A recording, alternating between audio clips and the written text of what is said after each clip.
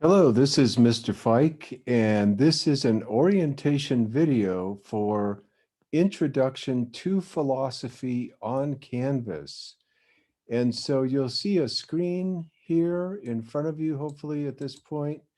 And if you look at these different course icons or these placards or cards for each course, you may notice that I have Philosophy 6, Introduction to Philosophy up here. And I'm going to use this particular course as my example for this orientation, but you may well be in Philosophy 100 at Fullerton College, or you may be in Philosophy 101 at El Camino College, or perhaps it's at a different college. The principles that I use within Canvas are very much the same regardless of which school I'm teaching the course at. And so if you can just follow along, despite the fact that it may not be your own school, then the principles that I set forward in this orientation video will still be of use to you. Just for the record, I'm recording this on February 10th, 2021 at 4:43 a.m. And so the shelf life for a video like this, hopefully it will be about 2 years unless we switch out of Canvas at some point. So this is the Canvas shell, and um, all 115 community colleges in the state of California, all of California community colleges, use Canvas. So Canvas follows us around. There are a lot of things that I want to point out for you in this video, and I should stress that Canvas is well named as a resource because in a sense, there are many perspectives from which when you go into Canvas, you are confronted with precisely that, a blank canvas. Both you as students and myself as an instructor confront a blank canvas, and then we can do creative things within this Canvas environment. I find this to be a very powerful program. And this orientation, by the way, is not an orientation for introduction to philosophy, the course itself, but rather it's primarily and almost exclusively an introduction not only to Canvas, but to how I, in particular, use Canvas. So some of you who are watching this video will undoubtedly have had more than one course in Canvas already, or that is to say, using the learning management system that is referred to as Canvas. And you may already have noticed that from instructor to instructor, the way in which the courses are designed can very much vary. And so it's important to me that I show you how the course is utilized by me. So I'm going to begin by, and also along with that will come a lot of tips that will be specific to our course, to Introduction to Philosophy in particular. So I'm going to go ahead and click on Introduction to Philosophy. And the first thing I want to point out, and I think I'll use a drawing tool to help you see this, is these two columns over here on the left side of Canvas. So let me try to draw and make something very clear for all of you. This area right here that I'm now circling, this has a name, and the name of this I refer to a lot within our course. And if the chat area comes up on this video, I hope it does, but it may not. This area that I've just circled, that particular column, is called the course navigation bar. The course navigation bar. And the page that you land on when you first click on the icon for your course in particular is called the landing page. And the landing page changes over time.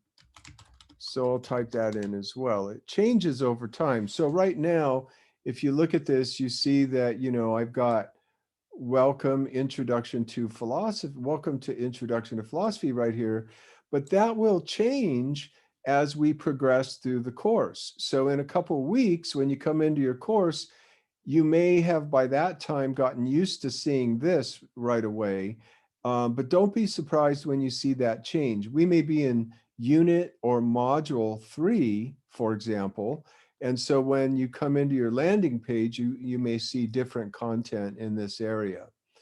Okay, another thing I want to point out, as long as I'm marking this up a bit, and let me see if I can change the color here a little bit, is that unlike this column, which is called the course navigation bar, we also have in addition this column way out here, and that's called the universal navigation bar. I think also it's called something like general navigation bar or global navigation bar. So I might put universal or global or general navigation bar here into my notes. And so there's a difference, right? This course navigation bar will take you to different ways. You can think of it like this.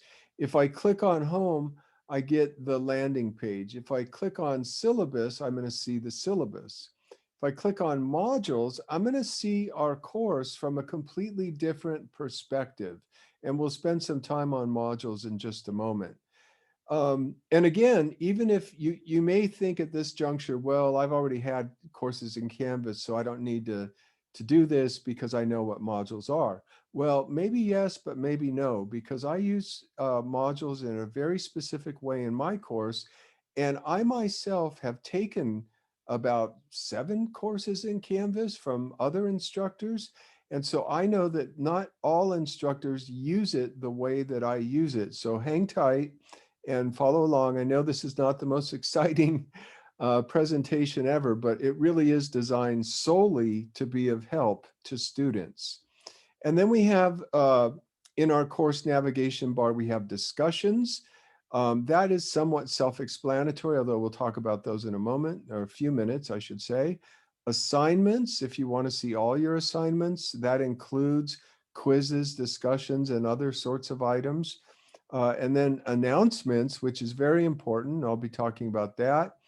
Conferences, we don't really use much in here. Pages is a way to see every page in the course. Files is useful, but not really required. So you can use files, and I may say a thing or two about that later, but it's not really necessary to use that. And then, of course, grades. Everybody wants to see their grades, at least from time to time. People in the course, and I'll just stop there because these are going to be the ones that we are most concerned about within our week-to-week work within this course. Okay, let's see if I can figure out how to clear this. Let's see, let's clear all those drawings. And I think the next thing I will do, now that we've distinguished between the universal navigation bar and the course navigation bar, I should probably say a couple more things about it. First of all, you can scroll, of course, up and down within our course. And notice what happens if you scroll down far enough, you lose this course navigation bar, right? So you might want to keep that in mind because sometimes you'll say, hey, where'd that go? I know I myself have done that. And then I go, oh, it's the course navigation bar. I have to scroll back up to the top. The universal navigation bar, on the other hand, remains in place pretty much always. Okay. Now, on the universal navigation bar, we have the dashboard, which I'll just click on for a moment. And virtually all colleges now have some important information up here. If you're like me, you might be tempted to just ignore that and go right to your class. But sometimes this information is very valuable, very valuable. For example, Tech Connect Zoom in Canvas Interface Help Guide, Tech Connect Zoom and Canvas Interface video, right? Help desk information. And this will vary from college to college and from week to week, but it's a good idea to take a peek here and see if there's any useful information for you that has been posted. Okay, and then again, back over to the universal navigation bar. Notice that you have a calendar, and I'm going to click on that calendar right now, and I want to show you one tip. Okay, when you use your calendar, it's very useful because you can see all the assignments that you have. Now, if you look here, I can alter this, of course. I can change it. Right now I have it for today, and then let's change it to month. Okay, so that's a better view, right? But you notice it's still empty, and yet I surely have some assignments that are coming up. So what's the problem? Well, over here, I have lots of calendars. I have calendars for every one of my classes, and I also even have a personal calendar. So I want to turn this one off, and then I want to turn on the calendar for Introduction to Philosophy. I know that in the past, some of my students have made the error of coming here, not checking which calendar is on, and have thought, oh, I have nothing to do, so I think I'll take a week off. And that's not worked out very well in the long run. So you click on the calendar for the course that you want to examine, and you notice, oh, gee whiz, I have a lot of stuff that needs to be done this month.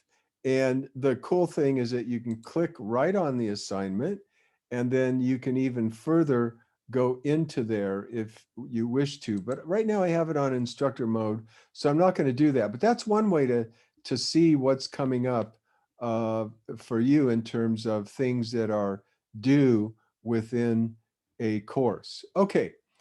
Now, let's see, what have I done? I'm in the calendar, um, and then there's an inbox too, and I'm going to come back to that later. So let me now go to the dashboard again, and then I'm going to go back into Introduction to Philosophy, because I want to talk to you about some things within the course. Okay, so I promised you that I would, well, I don't know if I promised, but I'll do it. I want to show you the way to look at the course from my very favorite perspective, and I'll explain why in a moment. Before I do that, I should mention one thing. When you come to a page within our course, be sure to read the whole page and also to do anything that it asks you to do. Okay, so the first step is read the whole page, and then secondly, come back and then maybe take advantage of these links. For example, this one. Hello, everybody. I'm Mr. Fike. I'll be your instructor for this term. I'm always excited about the beginning of a new term. Okay, so there you have that. So you after you read the page, you would watch that. Then you can, right here, you can minimize that video and then go down and see if there's anything else. Maybe you want to go to the announcements now. And then here you're instructed to go to different aspects of the course. Not all of my welcome pages are set up the same, but eventually they lead you to perform the same initial tasks within the course. Okay, let's go to my favorite way to view the course, the modules view. Now the modules view, I also, in the course pages, this is a course page, in the course pages, I very often refer to modules as units. So that's a note worth making, that modules or units are interchangeable. The language of units or modules is interchangeable. Now, another way to think about modules in my courses is to think of them as chapters in a book. So I know that some instructors set up their modules week by week, for example. I don't do that. I like books. I'm a bibliophile. In fact, that means I love books. So that's a hangover from the days in which I grew up, I suppose. So this has the layout kind of like a book, right? So naturally enough, the first unit or module is called Welcome. The second unit or module, which is called Module 1, because this is just the Welcome module or Welcome unit, you can think of it as kind of like a preface. if that helps, if you're bookish like I am. Okay, then chapter, unit, or module 1 is introducing philosophy. Chapter, unit, or module 2 is mind, world, and language. Chapter, unit, or module 3 is logic and writing. Chapter, unit, or module 4 is term project, get a life. Chapter, unit, or module 5 is the pre-Socratic philosophers and the sophists. Okay, so I'm not going to take you through all the modules. I will tell you that there are 11, and now I'll give you a little bit of a breakdown about what is going on within these modules. So the welcome module is just that. It's a way of making sure that we're all on the same page, and so that we all get to know each other a little bit, and you have all your assignments with the due dates available to you. And you also have repeated here the welcome letter that I've already sent you, together with lots of links, which I did not include when I mailed out that welcome letter. Okay, then introducing philosophy, chapter 1 is pretty self-explanatory. So what we're doing is we're trying to get increasingly organized. What the heck is philosophy? What are the domains or parts or divisions within philosophy? Does philosophy apply to everybody or just to those who happen to like it? That's explored in here a little bit. What is a PhD, a doctor of philosophy? Why do we call PhDs PhDs? A little bit about that, a discussion, terms and concepts page that you are um, asked to contribute to so that you get the hang of things from the other perspective as an editor, as opposed to a user of the pages, and then a knowledge festival at the end of unit 1.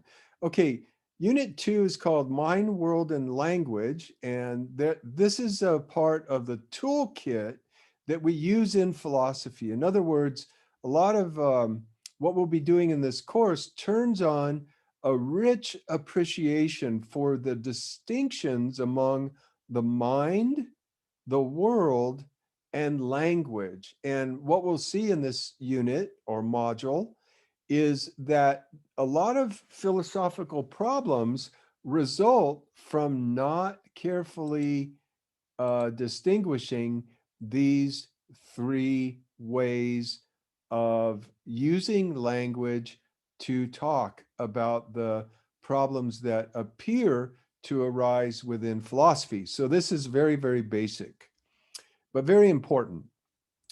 And then the third unit is logic and writing. And so you may sense, and if not, I'm just going to make it explicit, that this you'll kind of be revisiting. You know how there are always chapters in a book that the instructor seems to have to say, well, look again at unit 3, where we have our writing unit and our logic material, because now it's going to be even more important that you understand what the difference is, say, between a valid and an invalid argument. Okay, and so on and so forth. So unit 3 is a little bit special. Unit 4, likewise, is a little bit, well, actually, unit 4 is the most specialized unit. Everything in unit 4, this is worth noting, pertains to your term project. So we're all going to do a term project, and the material for that is located here in unit 4. In this course, I noticed, I can already tell I got to update a little bit of the material, but by the time you are asked to take a look at your term project, which is usually in the second or third week, I will have straightened that out. Okay, now what happens in unit 5, now that we've got our toolkit in place? In other words, we know something about logic, language, the mind, the world, uh, uh, argumentation also, all of those things will have been dealt with in the first 4 units. Now the fun begins. And so we go back into antiquity, and in Unit 5, we look at some very early attempts of human beings to grapple their way forward towards philosophy, but not with great success. And some of the motivations for the rise of philosophy are discovered, or rather explored, in Unit 5, and so on and so forth. Okay, so that's deep into the past. And then in Unit 6, we come to the seminal or key figure of Socrates, and we look very carefully at what changed at the time that Socrates, Plato, and Aristotle lived in about the 4th century BCE. So almost roughly about 400 years before the birth of Jesus Christ. So we're still talking about ancient philosophy. In Unit 7, we talk primarily about Rene Descartes, but we use him as a springboard to focus on one area of philosophy, or two areas of philosophy, I should say, epistemology and metaphysics. Of course, by the time we get there, you'll already know something about that because we addressed that topic in Unit 1 of our course.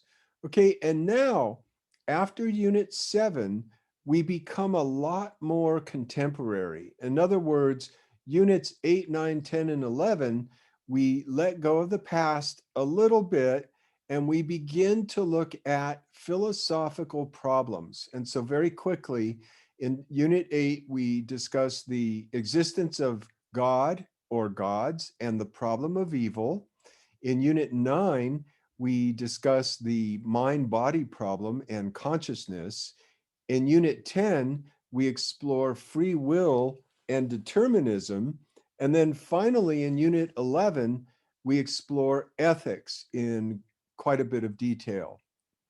Okay, so that's kind of the way the course is set up. It moves from welcome to toolbox, to the history of philosophy, Western philosophy in particular, and then finally to specific philosophical problems. I hope that that helps a bit.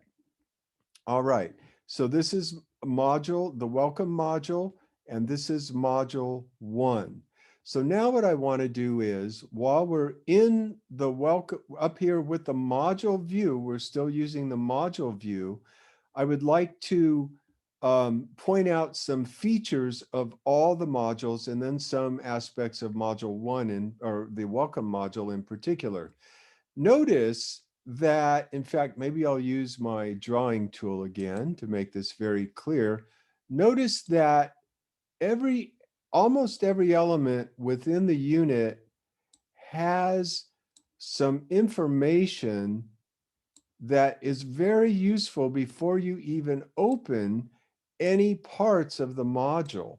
So I'm underlining all those so that it's very clear what I'm referring to. So and now I think, well, I was going to change it to student view, but I won't because I'd have to turn off my pen. So let me just proceed. Notice it here, it says mark done. Notice it here, it says February 11th, mark done. So that's a due date. Here, February 11th, 5 points, submit. February 11th, 20 points, submit. Some major readings for this course. Go ahead by diving into them. Get ahead by diving into them. Mark done. Important, right? List of all assignments with due dates. You're asked to view that. And then the welcome letter with links, there's nothing below that. So there's nothing you really have to do with that. You have to view this. You have to mark this as done. So if you were to not mark this as done, you would not be able to go on to Unit 1. Okay, so it's very important that that be taken seriously. Let me clear all of the drawings now and go back to my mouse and see if I can be even more helpful with respect to this. So I'm going to go into some major readings for this course. Let's say I was just really curious about that. Okay. And there I have some major readings. I don't have to dive into them now, but it's important that I take a look at them, right? Now I'm going to look at it from a student perspective, this same page. And when I look at it from a student's perspective, um, it's funny. Um, oh, it's making me do the items before. Okay, so I'm going to go back to the module view, and I can't look at this until I do something prior. Oh, notice that now this suddenly is in bold. So I'm going to turn that on. Welcome to Introduction to Philosophy. Okay. And now I'm going to pretend like I've read that. Of course, I wrote it, so I have read it. So now that's done. And now I'm going to go to the bottom, and I notice it says next. So I can just go to next. And that will take me to the next page in the module. This one, this page is important. I'm going to mark it as done, and you'll have to mark it as done if you want to go on in the course. So it's sort of built in to help train you to use to mark things as done. But you may sometimes forget, and I warned about that in the syllabus and also in the welcome letter, or I usually do. Okay, now since we're on this one here, it's due by February 11th in this course. You have to check your own calendar to see when it's due in your course. But let's see, what do I want to do? I want to just explain what this all means down here. So rather than read this, and I encourage you to read every page, so you will have read it. What it tells you to do is to go to the inbox, which I'm now doing. I want you to see how to do this. Oh, okay. I'm going to leave the student view so I can go to the inbox. All right. And now what I'm going to do is I'm going to select the course that I want to write somebody at. And I'm going to say, I want to write Mr. Fike. That's me. And then my name comes up just by typing a few letters in the to box. And then in the subject line, I'll write something like your initial request. And then down here, I'll say, you know, dear Mr. Fike, you asked us to answer 2 questions. Here are my replies. And then I'll go 1 and I'll go 2, and then I'll fill that in, and then I might say sincerely, and then type your name or whatever, right? And then just hit send, and you will have fulfilled that requirement. So there, what I did was I tried to actually demonstrate how to use that function. Now I'm going to use this little scroll back arrow as many times as I need to take me to where I want to go. So Canvas is really good about allowing you to just retrace your steps by hitting the arrow back in your web browser. So that's a neat little tip if you hadn't discovered that before. You go, oh, I know I was there just a minute ago, but I wonder how to get back there. Well, the easiest way very often is just to hit the arrow back key. Okay, so I'm going to actually, let's see, I think I'm going to hit that again because I'm done with that. And I'm going to keep hitting that arrow back until I get to the modules page again. Here it is. Okay, so now we kind of went over the please send me a Canvas message page, right? That's the one that we did where you see an icon of me that says knock knock. So now I'm really up to here, the general discussion page and netiquette agreement. Let me click on there, and everybody needs to do this as well. And after reading this and watching the short video that's included, you're asked to hit reply and to take some actions. So what I just did was I hit reply, and now you've got it there You have an example of me having done that. You can rewind this video if need be to see me do that again. And the reason I hit reply was not because I want to post anything, but I want to point out, and this is important, and I'll write it over here in the chat area, the rich text editor becomes available. And so I'm going to go over and choose my drawing thing so that I can point out to you what I mean by the rich text editor. This area here is called the rich text editor. Let's see if I can actually do this for the sake of the video. Okay, that's the rich text editor area, and that's very powerful because all of the pages in our course, everything that you see from page to page in Canvas, this, for example, up here is a page in Canvas. All of those have been created by me using this rich text editor right here. Okay, so it's a very powerful tool.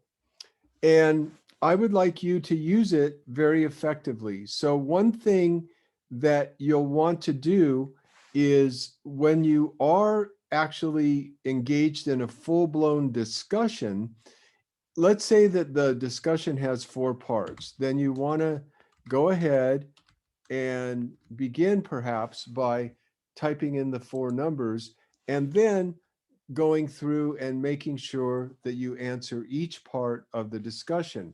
So let's pretend I'm not in the right area to be doing this, but let's pretend that I wanted to say an example of a metaphysical question is, does God exist? Okay, let's suppose that I say that. Now I might go, I want my classmates to be able to see very clearly that I am giving an example of a metaphysical question. Then what I can do is I can go here and I can change that if I wish. Don't overdo it, and don't try really hard not to use high contrast. Um, that's pretty high contrast, right? You can't see it very well.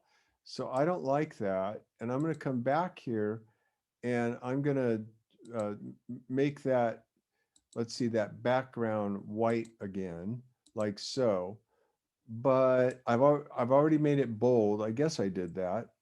And then I'm going to come over to the pencil and I'm going to change that color to maybe this green. There's a whole palette that you can utilize if you wish. Oops, this is this little problem I'm having is because Canvas recently changed its profile. And so there's where I get the text color. That's what I want to change. Okay. So don't feel bad if you if you make mistakes. Cool thing is you can sit and play with it. And the whole point ultimately is to try to be maximally communicative. So I kind of like that. Seems a little over the top, right? But I've certainly made it very clear that I'm giving an example of a metaphysical question in item 1. Okay, and then let's say I go through all these and I go, well, you know what? I think the typeface is too small. So I'm going to change that. I'm going to make it bigger. So I go up here and I change the points of the typeface, right? So the idea again and again and again, I'll probably say this, is that you simply want to make your discussions very clear and you want to leave a blank line between the parts of your discussion so that if one of your classmates or I just wants to look at number 1, like the first part of the discussion, it's very, very clear where that is and what you have to say there. Another thing I should mention right away is that in a lot of our discussions, you're asked to reply to 1 or more of your classmates. Sometimes, very often it's 2. And when you do that, let's pretend like I'm reading, I just read a post by another classmate whose name is, and I'm just making this up, let's just say his name is Chuck. Then I go, hey, Chuck, I liked this point that you made. And then what you want to do is copy and paste whatever it is you're going to write about. So maybe Chuck said something like, beauty is in the eye of the beholder. However, um, I still also think that individual judgments about art can be mistaken. For example, and then who knows how this discussion might go. One thing I want to point out about what I just did was I didn't only say something positive about my classmates' contribution, but I did two more things which are very important as well, maybe three. One is I quoted my course mate, and this is very important, and later I'll try to show you why. But let me just say it now in case I forget to come back to it. And that is that new message. When I go to assess your discussions, the only thing that I will see is anything that you've actually included in these boxes. So this is, as it were, your canvas. This is your canvas. You're creating it. And what will happen is, let's say a discussion asks you to respond to two classmates and after you've made your own initial post. Then when I pull up your name, I'm going to see all and only the things that you've put in the various boxes that you've submitted.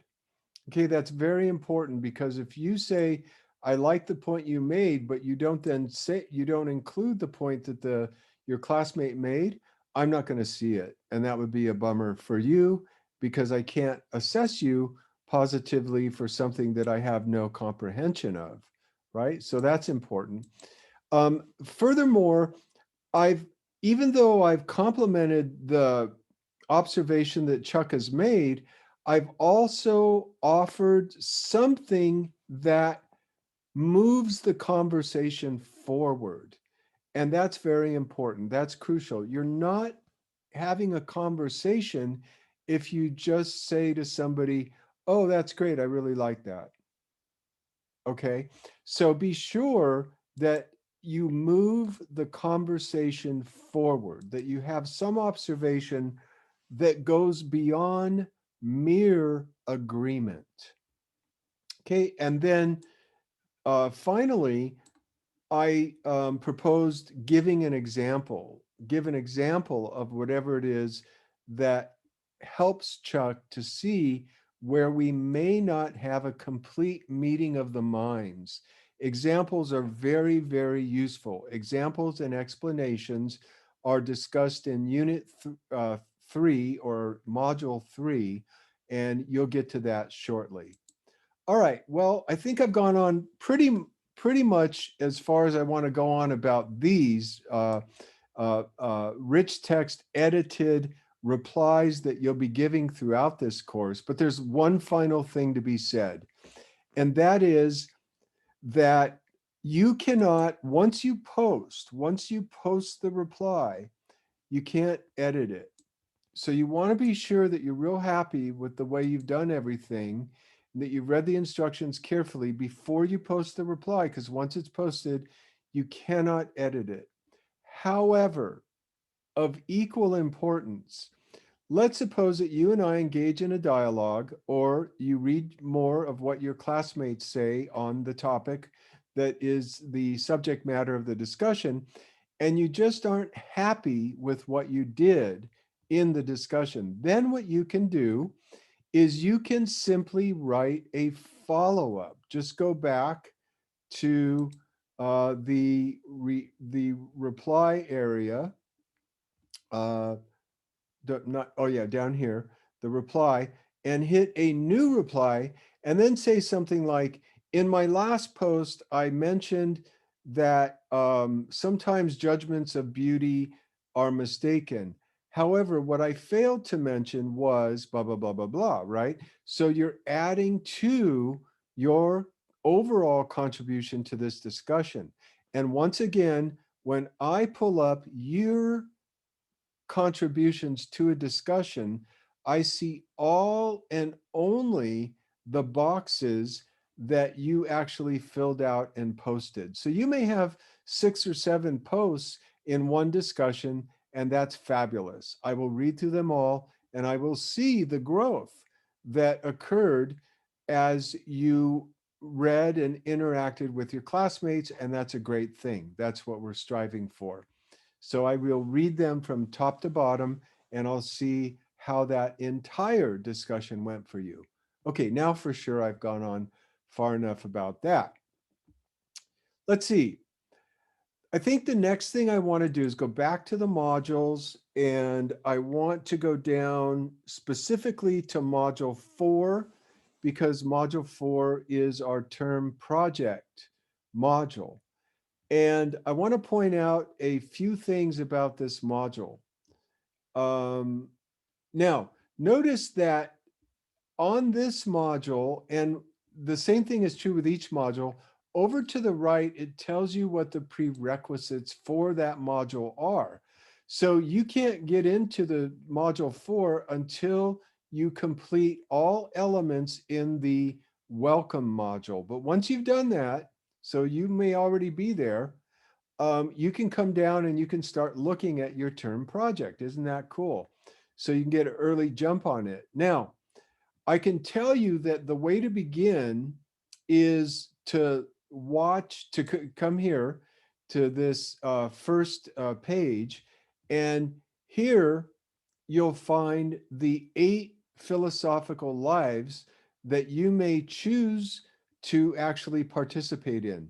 The life of reason, the life of moral obligation, the life of connection and social justice, the life of natural harmony, the life of equanimity, the life of pleasure, or the life of freedom and authenticity, and then finally, the life of devotion. I'm a big advocate of picking a life that is very different from any that you've ever led.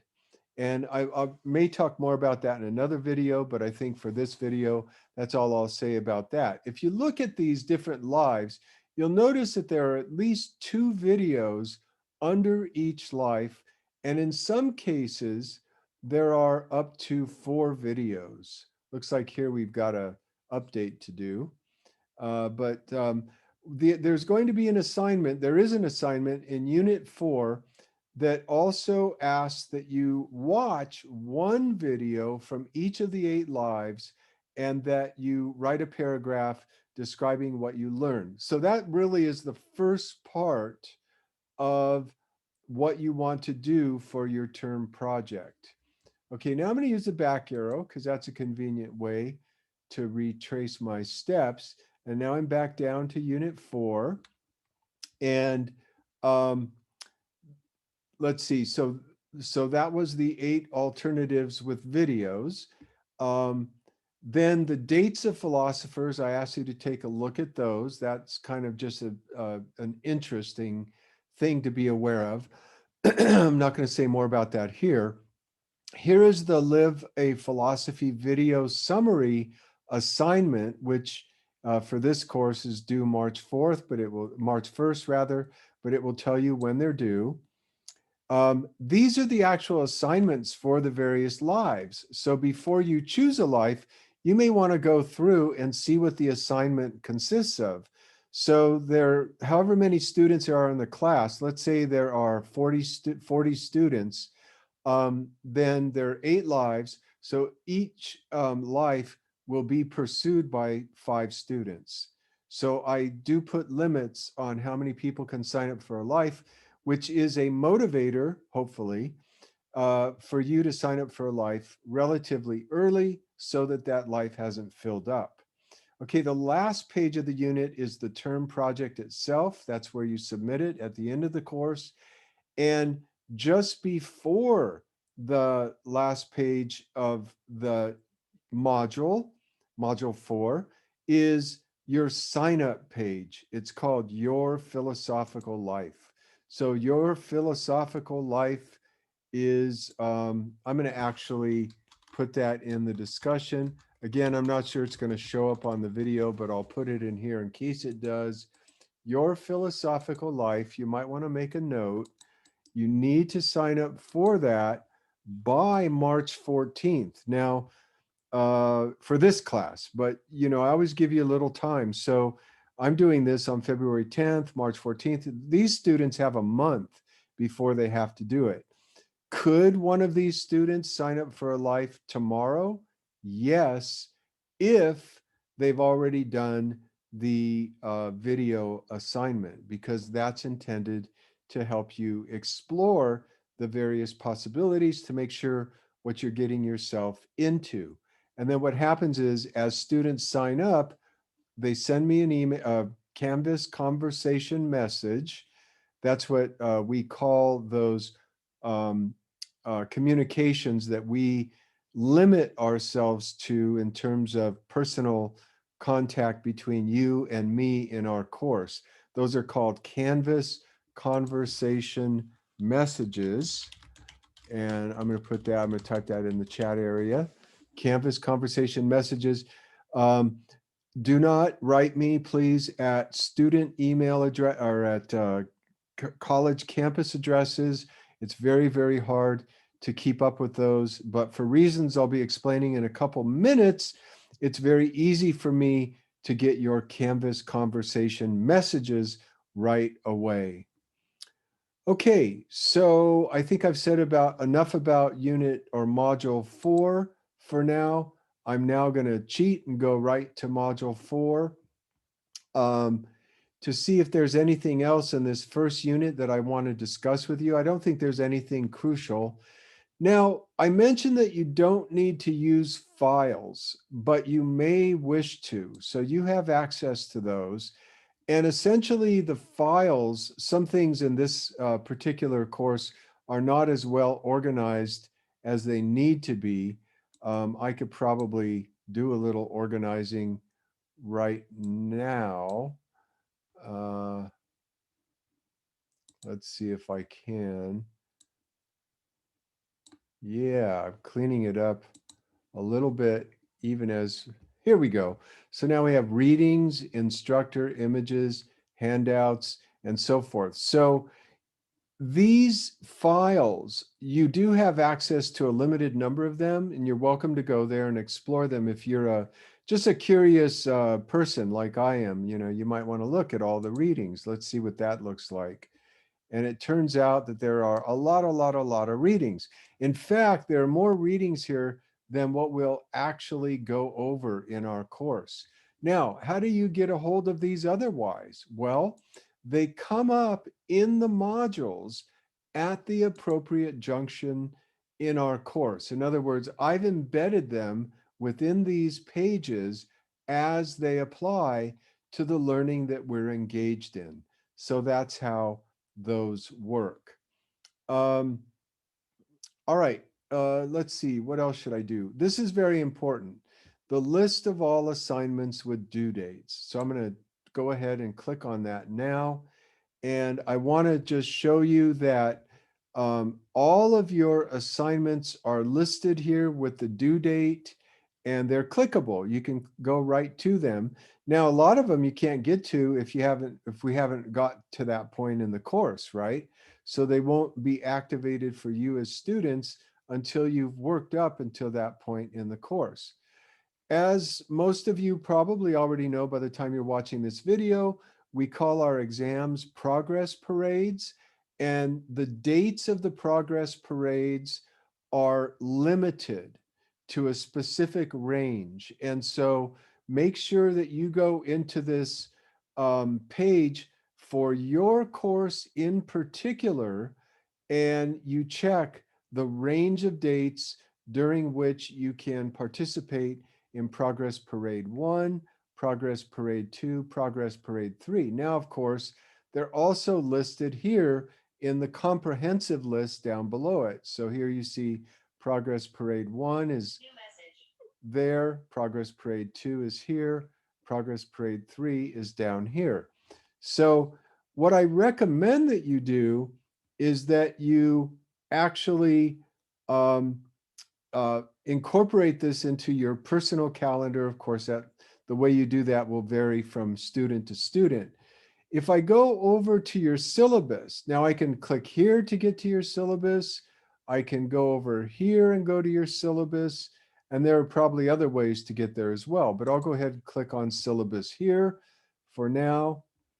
And you notice that under the syllabus, the very first thing I've done is I've included a PDF of your entire syllabus. So in this course, there's a down arrow. Some courses have a camera, but if I click on that, I can then download it or I can preview it. So if I preview it, then what I get is the PDF version of the very document that is here. And this is important because the last 2 pages of this document contain, once again, a list of all the assignments for the course, and they are clickable once again. So if I wanted to go to the general discussion page and Netiquette agreement, I could do it from right within here if I wish to. If I'm through looking at this PDF preview, I can then go here where it says minimize file preview, and it goes away, and then I can just read it within the Canvas environment. Okay, now I won't go over the syllabus here. It's important that you read it. I know you hear that a lot, but that's what this is. This is a traditional syllabus. Notice that I've highlighted some things, the drop policy, the late work policy, and that is a huge deal. And so please, please read those remarks very carefully. I'm not going to stress them here, but they're absolutely vital, and that's why they've been highlighted so prominently, even within your syllabus. Now, at the bottom of the syllabus is yet another way to find your due dates. And I'm going to go back on what I just said, and I'm going to stress the due dates are essential for you to observe in order for you to be successful in this course.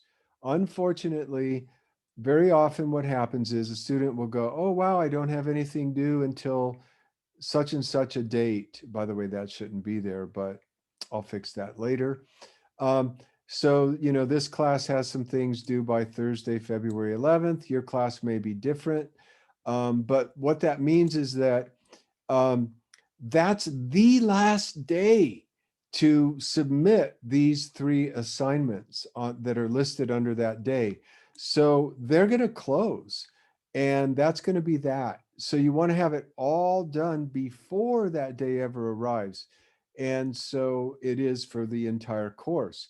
If something is due on a given date, the proactive student has that done, all parts of it done before that date ever arrives. And for lots of practical purposes, I emphasize that in my courses, and it's just a good life skill. I'm not the best at a lot of things that I take on in life, but one thing that people will tell you about me is that I am punctual. And that's because I set my calendar, I set every meeting time 15 minutes before the actual meeting time. And I do that because it's an easy way to gain a good reputation. And it turns out that, it's also a gesture of conscientiousness. And the same thing is true with assignments. Getting them done before they're due is the default in our course. All right, I'm sure I've overlooked just a whole bunch of things that it would be valuable to say in this introduction to philosophy, Canvas-oriented orientation. But there's one final important matter that I want to address with all of you, and that is your account. So right now I'm hovering over my account. And now I'm going to click on my account. It's at the top of the universal navigation bar. And you each have an account. Guess what? Only you can control what is done with your account. I can't do it. Administrators can't do it. Only you can do it. And now I'm going to plead with you to please take control of your Canvas account. In particular, notice that when I click on my account, I'd like you to notice two things: notifications and settings. Once again, notifications and settings. Let's start with settings. I'm clicking on settings within my account. And if you look over on the right side, you'll notice that I have lots of several email addresses. I have Fike at larryfike.net. I have Fike at AOL.com. Those are both personal email addresses. And then I have lfike at lbcc.edu. If it was another school, it might say lfike at ecc.edu, or it might say lfike at fullcoll.edu, and the list goes on. Okay, now, if you were looking at your account and the email that you actually check on a daily basis is not listed, then add email. Now, let me do that again. I'm going to go down here to plus email, and I'm going to add it. So, maybe it's Fike Junior at gmail.com or something like that. And then I would click register email. And then I'm sure you've all been through this drill. It would send an email to that account, ask me if I really want it to be added. And then I would say yes. And then I would come back here and it would be listed. Okay. Everybody should have, as an individual enrolled in a college, you should have an email that you check on a regular basis, and you want it to be in your Canvas account. Okay, enough said about that, I hope. Once you've done it, once you've got the email that you actually use listed here, then you come up to notifications, and this is where things look a little bit gnarly, but let me try to break down what's going on here. Here it says course activities in this column. Here is one email, lfike at lbcc.edu. Notice that all the notifications that could be sent to my college email account have been turned off. So I don't want any of my Canvas business with this course sent, or to any of my courses, rather. It affects all my courses. I don't want any of my emails, uh, any of my functions within Canvas sent to my email at the college. And then the same with Fike at AOL. I don't really use that account anymore. Please never, never, never write me at either of those addresses. Um, the one I really use personally is Fike at larryfike.net. And you go, oh, well, should we write you at Fike at larryfike.net then? The answer is no. If you write me there, it will just go into a huge slush pile of emails that I receive. Instead, notice that if I scroll down on all these different options, one of them is conversation message. Okay. And what I have done is under conversation messages, and in this column for Fike at larryfike.net, I have said, please notify me immediately when I receive one of those. So once again, conversation message, notify immediately. Or I could have selected daily summary, or I could have selected weekly summary, or I could turn those notifications off. But I choose notify immediately. What that means in a practical sense is that when you send me a Canvas conversation message, I not only receive an email at my personal email account, but it's got your name, your course, and then if you included a subject line, it will also have available to me right away what it is you're writing me about. So that is why I have you send me Canvas conversation messages. It is the most efficient way for you to receive a reply from me, and I ask that you use it exclusively when contacting me. Now, what about you? What's important for you? Grades, the calendar changes, conversations that you've been added to, discussion posts that you're involved in. If you find yourself getting overwhelmed with discussion posts, turn them off. Notice what I do. I have mine sent to me once a day. I don't want to know every time a student puts a new discussion post up, but it does make sense for me to see them at the end of every day, right? So you're in control of your account just as I am in control of my account. Now, there's one area where I would like very much for all of you to follow my lead, and that is on announcements. What I'd like for all of you to do is ask, or rather set your announcements to notify immediately. That's important because that way, you and I communicate as members of our learning community most effectively, right? So whenever I send out an announcement, my assumption is going to be that it immediately went to your email, the one that you use on a regular basis, and you got that announcement right away. When I record a video, when I give you a tip, when I notice that maybe you forgot an assignment and things like that, or whether a good chunk of the class has not completed an assignment, let's say, God forbid, or if there's a new video that I'd like everybody to watch, or my dean asked me to tell students about something. In other words, I'm trying to give you a feel for the fact that I do use announcements quite a lot.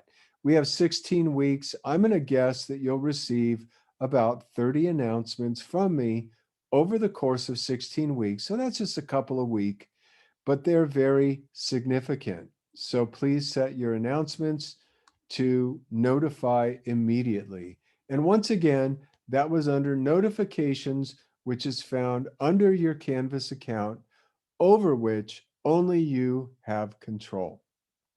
Okay, there is one final thing that I would like to include in this orientation video, and this pertains to the inbox in particular, and your use of it to notify me of something that you want me to look at. So how's the best way to do this? Well, let me give this my best shot here. So in the subject line, you might write, please assess. Why might you do that? You might do that because, and then I'm going to choose the course so that we have more information. And you're going to send that to me, Mr. Fike. So you get that in there. Please assess in the subject line. And that's because you revised an assignment, or you want me to look at a discussion again because you've added to it. And then down here in this area, just put the URL that corresponds. That's the universal record locator, uniform record locator rather, URL, HTTP, whatever. And so you can copy and paste that from the bar up here. So you copy that, and then whatever page it happens to be, where you want me to take a look at things, And that's all you need to do. If you just write, please assess, and you include the URL, all I have to do is click on that URL once you send it to me, and I'll be able to do the assessment. Okay. And I ask that you always do that when you want me to assess something. But let's say you're on a page and you notice there's a problem with a link. And then you can do the same thing. You can put the page, and then you might add the video at the bottom is not working. See, and then you maybe you include that link below. See that? But the links are extremely important. I won't go into depth about why they're important, but suffice it to say that it's not uncommon for me to have 250 students. And when somebody tries to narrate in their own language what they want me to do without including a link, it takes an extraordinary amount of time. If I teach at 3 schools and I have 250 students in 7 classes, then when you say, hey, the video on this week's assignment isn't working, you can see the problem, right? But if you say, boom, the video here is not working, you've saved me an extraordinary amount of time. It may seem quite straightforward to you to say, the video in unit 3 isn't working, but trust me, please, it's it's not. I've spent 15 minutes trying to find out what a student wants me to take a second look at. Okay, so use the Canvas conversations to their maximal benefit, both for you and for me. Wonderful. Okay, so let's go back to the dashboard real quickly here. And guess what, folks? I think that's it. I think that even though I always forget to say a few things, I feel good about having given you some orientation. Uh, let's go back to the modules real quick, and let's go down to the bottom of the modules or near the bottom. There's module 11, right? And look at below it. There's also a Canvas orientation module. And I urge those of you who want to become more proficient at Canvas, or you have questions about how to use Canvas, to utilize these resources as well as the ones that I left for you on your syllabus. Okay, so between all of those helps. And also, maybe one thing I'll say in closing is that if you go to YouTube, and let's see if I can find a quick way to get to YouTube. If you go to YouTube and you type in whatever subject it is into the subject line that you want help with on Canvas, you will almost always be able to find help. So Canvas for students, help submitting assignments, let's say, right? And I'll pull that up. Look at that. Submitting an assignment using Canvas. Isn't that great? And there's just a whole lot of help on YouTube. So I encourage you to use your web browser in a very proficient manner, such as I've done in this case. I guess while I'm at it, I'll go to my homepage, which is larryfike.net. And on my homepage, I'd like to point out actually a few things for this course real fast. This is my landing page. And if you come down here, there are key internet resources for philosophical research. And these are just absolutely dynamite resources that you, as students of Introduction to Philosophy, should definitely take advantage of. Look at this, 135 free philosophy books. Isn't that wonderful? Here's Aeon, A World of Ideas. It's a great site. Here's the American Philosophical Association. A lot of you will profit from the basics of philosophy. The Center for Digital Philosophy, not so much in our course. And then these sites down here, absolutely fabulous. I commend them all to you as well. So my page can be useful. Also, you can do a site search. let's say that you want to see what's on my page about, I don't know, definition types. How about that? I think when we do Plato, we do definition types in Introduction to Philosophy. And if you wanted to, you could come down here and I have a whole page on definition types, and you may find that useful. So that's just one quick example of how to use my website. You see I have search, different site search functions like, well, I've already done that, but then under topics, most of the topics we discuss in our course are listed on my website. I have a podcast, a blog, and then I just want to go back home. I'm kind of working on my videos still, so that's not a very good site for the moment, although there is a lot of stuff on YouTube. In fact, gee whiz, what happens if I go to, I'm not even sure how to get to the videos. If I go MoFo, which stands for Mind of Fike, ostensibly, MoFo, Lawrence, Fike, and then I go Introduction to Philosophy. I think I've collected your videos together there. Well, here I have what is critical thinking and what is philosophy. Here I see the fruit basket analogy. Here is the basics of argument evaluation. And there's some way in which they're all organized. But to be honest with you, I'm just not even so good with my own website that I can very effectively illustrate this for you. Maybe it's here. There's my channel content. What if I just go to my channel? Let's see.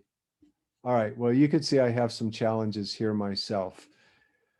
All right, folks, let's see. Let's go back to your homepage, and in that way, I hope this has been of some use to you. Now you should feel much more at home within our course, and I look forward to getting to know each of you through various of our optional student hours, which we'll have right here through ComforZoom.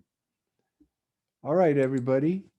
Thanks for enduring what was not exactly an exciting, but hopefully informative orientation.